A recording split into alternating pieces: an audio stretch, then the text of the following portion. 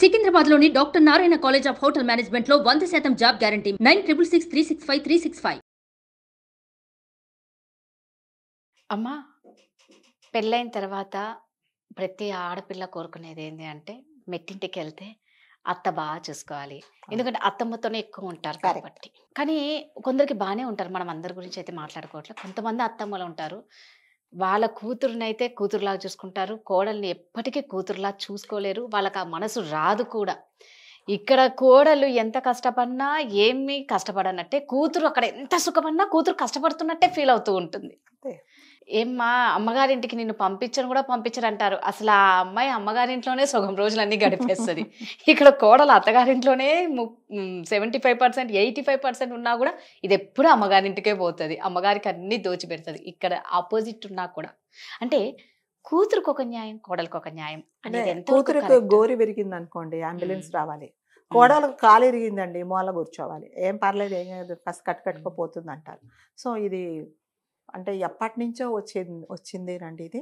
కూతురుని ఒకలాగా చూడడం, కోడల్ని ఒకలాగా చూడడం అనేది.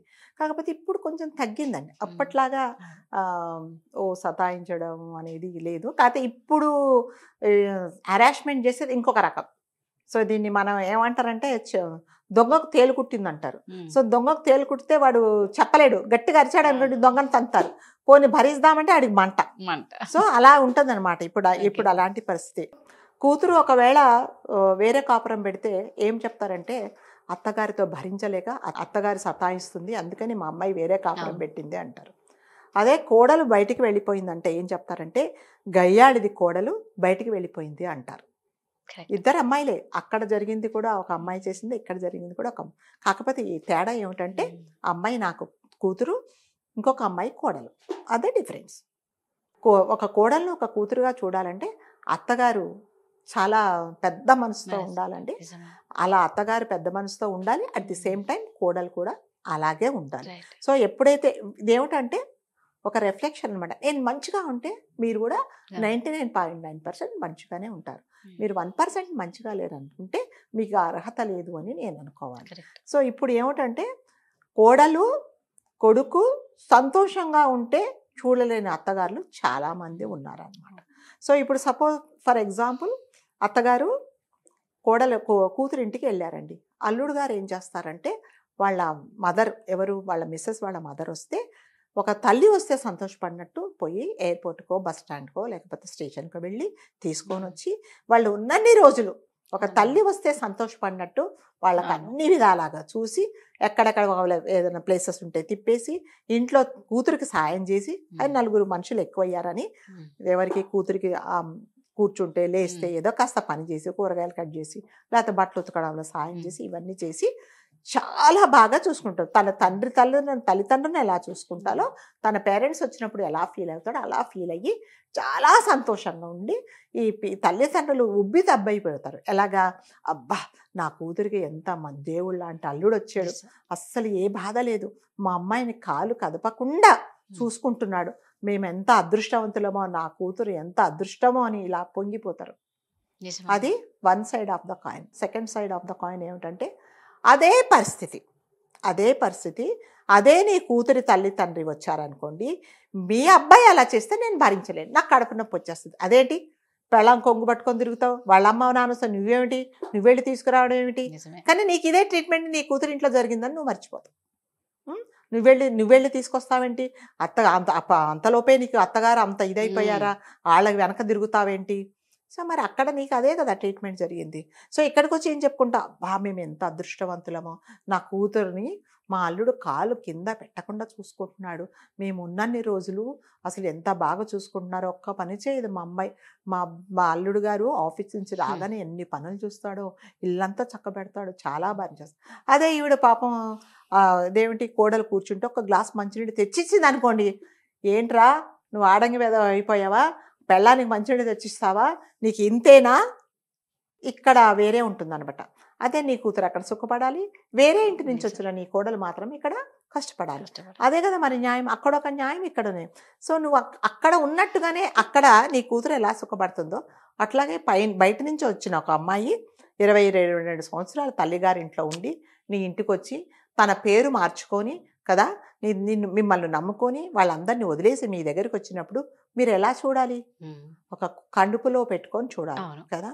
కడుపులో పెట్టుకొని చూసిన తర్వాత ఏం చేయాలంటే, అమ్మ ఇవి మన పద్ధతులు, మన ఇల్లు ఆ సాంప్రదాయం ఇది, మా ఆహార పద్ధతులు ఇవి, నువ్వు ఇలా మార్చుకోవాలమ్మా అని చెప్పి చేయించుకుంటే ఏ కోడలు కూడా చెడ్డ కోడలు ఉండదండి.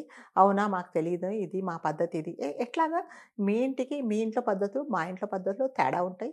అట్లాగే ప్రాంతాన్ని బట్టి కూడా తేడా ఉంటాయి. ఆంధ్ర వాళ్ళకు ఒక పద్ధతులు, తెలంగాణ వాళ్ళకు పద్ధతులు, కాస్ట్ని బట్టి కూడా సాంప్రదాయాలు ఉంటాయి. సో నీదేంటో నీ పద్ధతి ఏంటో చెప్పి చేయించుకున్నందువల్ల నష్టం ఏం లేదు. సో అలా చెప్పకుండా ప్రతి దానికి తగాదాడేసి మీ అమ్మ నేర్పిలేదా, మీ నాన్న నేర్పిలేదా, నీది ఇదేనా పద్ధతిని, ప్రతి దాంట్లో తప్పులే. కోడలు చేసే ప్రతిదీ తప్పే.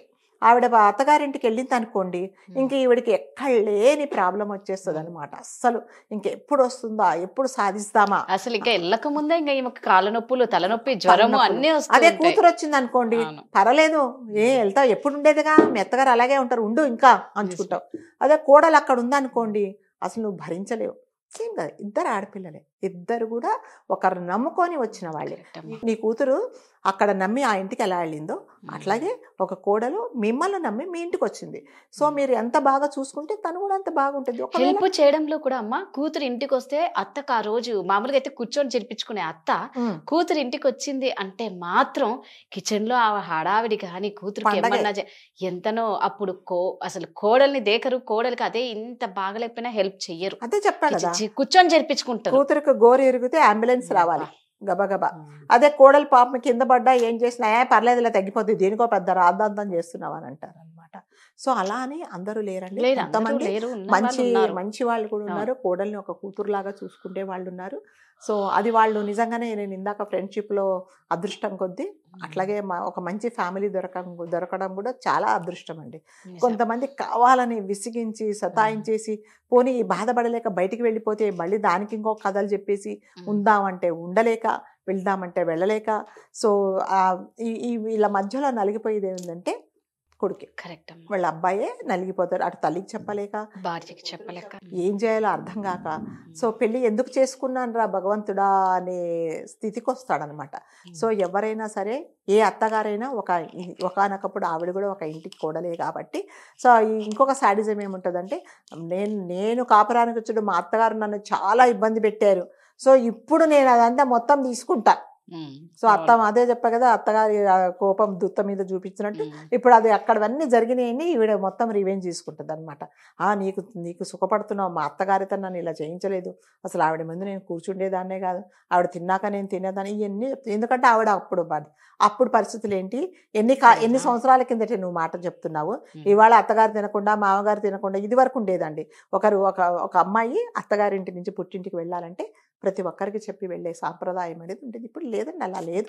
సో పరిస్థితులన్నీ మారిపోయినాయి. నాకు వెళ్ళినప్పుడు నేను వెళ్తున్నా, 2 రోజులు వస్తున్నా. దానికోసం నేను అందరికీ పర్మిషన్ తీసుకోవాల్సిన అవసరం ఏం లేదు. ఎవరికి, హస్బెండ్కి చెప్తుంది అంతే కదా. కానీ ఇప్పుడు ఏంటంటే అందరికి చెప్పాలి, అందరికి చెప్తే అదొక బాధ.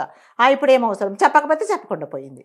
సో కోడలి పరిస్థితి ఎలాగుంటుందంటే, అది అంటారు కదా, కుడితిలో పడ్డ ఎలగలాగా, అటు చెప్పుకోలేక ఇటు చెప్పుకోలేక అవుతుంది. సో ఎప్పుడైనా ఏ తల్లి అయినా సరే, ఒక ఇంటి ఆవిడ కూడా ఒక కోడలే, ఒక ఇంటి నుంచి వచ్చిన ఆవిడే కాబట్టి కోడల్ని కూడా కూతురులాగా చూసుకుంటే, సో నీ కూతురు అక్కడ అత్తగారింట్లో ఎలా సుఖపడుతుందో ఇక్కడ కూడా నువ్వు అట్లాంటి సేమ్ అట్మాస్ఫియర్ క్రియేట్ చేసి మంచిగా ఉన్నావు అనుకోండి, నీకు బాధ ఉండదు, ఆవిడకి బాధ ఉండదు. లేకపోతే ఇంట్లో మనశ్శాంతి ఉండదండి.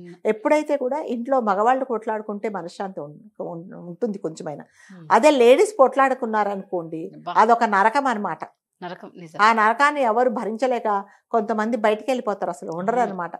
కొట్టుకొని చావండి మీరు, మీదంతా అయిన తర్వాత నాకు ఫోన్ చేయండి. సో అందుకని ఎప్పుడైనా అత్తగారు చెప్పిన లాంటి అత్తగారు ఎవరైనా ఉంటే కాస్త మారి, సరే నా కూతురు అక్కడ ఎలా సుఖపడుతుందో నేను కూడా అలా చూసుకుంటాను అనుకొని ఒక మాట అనుకున్నారనుకోండి, ఏం ప్రాబ్లం ఉండదు. అందుకనే కొంతమంది అత్తమ్మ అంటారనమాట. ఇంకా నేను కొన్ని ఫ్యామిలీస్ చూశాను, అత్తగారిని అమ్మ అని పిలుస్తారు. అమ్మ అని పిలిపించుకున్నది అంటే వాళ్ళు చెప్పరండి, నేను అత్త కాదు, నన్ను అమ్మని పిలవని వాళ్ళు చెప్పారు. సో వాళ్ళ హార్ట్ఫుల్ గా పిలుస్తారు అమ్మ నాన్న అని. సో అలా వాళ్ళు పిలిచినప్పుడు వాళ్ళకు ఎంత సంతోషంగా ఉంటారో. వాళ్ళు ఏమనుకుంటారంటే, మా అమ్మ అక్కడ ఎలాగో ఇక్కడ కూడా నాకు ఒక అమ్మ దొరికింది, అమ్మ ఉందని అనుకుంటారు. అమ్మ ముందు ఏమి ఉండవండి. సో మీరు అమ్మ అని నన్ను అంత ప్రేమగా పిలిస్తే నాకు ఇంకేం లేదు, నేను ఏదైనా ఇచ్చేస్తా అంతే కదా. అవును, అవును. అత్తగారు కూడా అమ్మ అన్నారు అనుకోండి, ఉమ్, చాలా సంతోషంగా ఉంటారు. ఆ ఫ్యామిలీ కూడా చాలా బాగుంటుందండి. సో అంతేగాని చిన్న చిన్న వాటికి పోట్లాటలు పెట్టి కొడుకు మనశ్శాంతి లేక నువ్వు మనశ్శాంతి లేకుండా పక్కింటి వాళ్ళకి చెప్పి వీళ్ళకి చెప్పి ఇవన్నీ జీవితాలు నాశనం చేసుకోవడమే తప్ప, ఒక్కసారి ఎవరైతే అత్తగారి పొజిషన్, ఉమ్, అది ఒక పొజిషన్ అనుకుంటారనమాట, అంతే ఆ పొజిషన్లో ఉన్నారో వాళ్ళు ఒక్కసారి తన కూతురు అక్కడ ఎలా ఉందో ఒకసారి అర్థం చేసుకొని అక్కడ కూతురు ఎంత సిగ్గుపడుతుందో అట్లాగే మనం కూడా ఈ అమ్మాయిని చూసుకుందాం అనుకుంటే ఏం తగాదాలు ఉండవండి. కరెక్ట్. సో ప్రతి అత్తగారు తన కోడల్ని కూతురులాగా చూసుకునే రోజులు వస్తాయని మనం అనుకుందాం. రైట్, నిజమే. Super, thank you so much. Thank you అండి. సుమన్ టీవీలో మీ పర్సనల్ అండ్ బిజినెస్ ప్రమోషన్స్ కోసం కింది నెంబర్కి కాంటాక్ట్ చేయండి.